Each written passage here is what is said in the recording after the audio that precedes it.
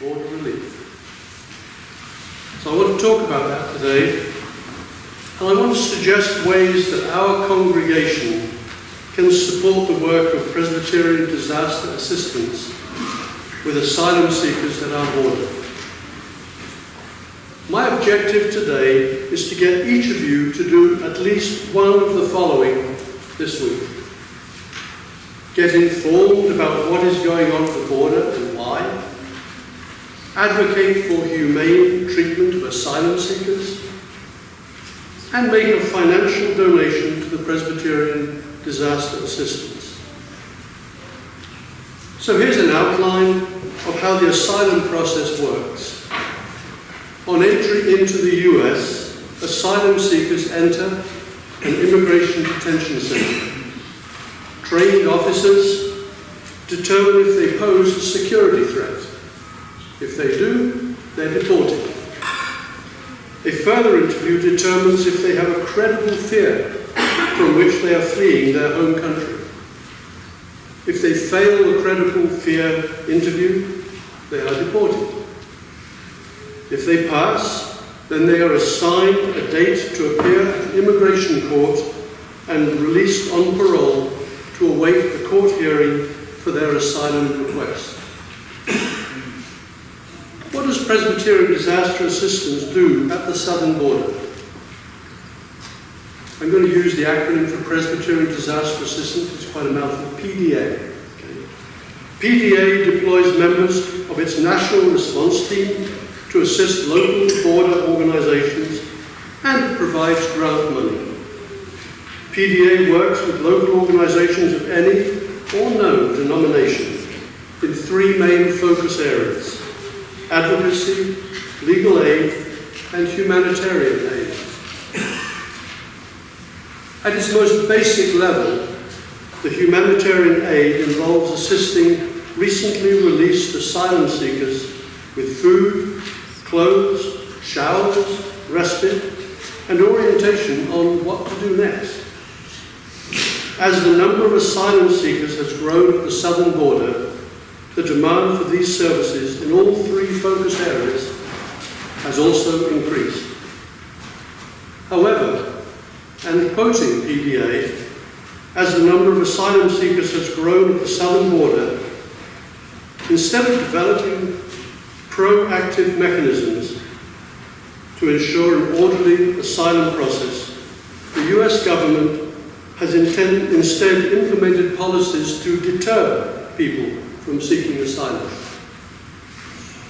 Of the multiple deterrents introduced by the US government, I will highlight just one today. I highlight it because it is so wrong. I highlight it because it is inhumane. I highlight it because it demands that we cry out, this is not who we are, this is not right. I'm referring to the separation of families, the shameful separating of young children from their parents. I close my eyes and I think of my three grandkids, and I cannot imagine them wrapped in mylar sheets in a cage, wondering where their parents are. What's going to happen next? And I cannot keep my eyes closed, and nor can you. So what I'm proposing that each of us does this week, three things. Inform yourselves by reading the bulletin insert. It's in your bulletin, this little piece of paper. And also read the link on the insert on unaccompanied children. Advocate, so the second one. Advocate by contacting your Washington, D.C. representatives to demand an immediate end to the inhumane and un-American practice of family separation. Also advocate locally. When you talk to your friends and colleagues about the sheer wrongness of family separation of asylum seekers.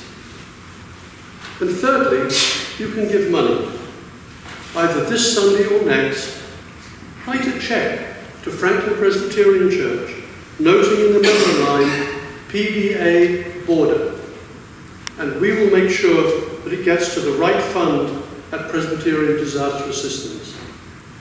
On Memo Line PDA border. Why bother, you may ask? Simply because your efforts will make a difference. However small, they will make a difference. But what if you think, well, you know, maybe those migrants shouldn't be here in the first place. Or they entered the country illegally.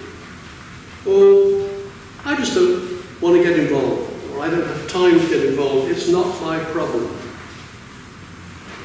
Well, I suppose you could go to the doctor tomorrow and have him checked to see if you've got a beating heart. But seriously, think about it. There is no precedent, no excuse, no humanity to separate children from their parents, to lock them up in cages, not knowing what is going to happen to them. It is a permanently scarring, traumatic punishment for their having committed no crime whatsoever. The special hymn that will follow now was written in 2014 by a Presbyterian pastor, Carolyn Gillette. And as you sing it, think about the situations which have forced these children, accompanied and sometimes unaccompanied, to assume the great and sometimes fatal risks of the journey north. Thank you for your attention. Be generous, and for God's sake,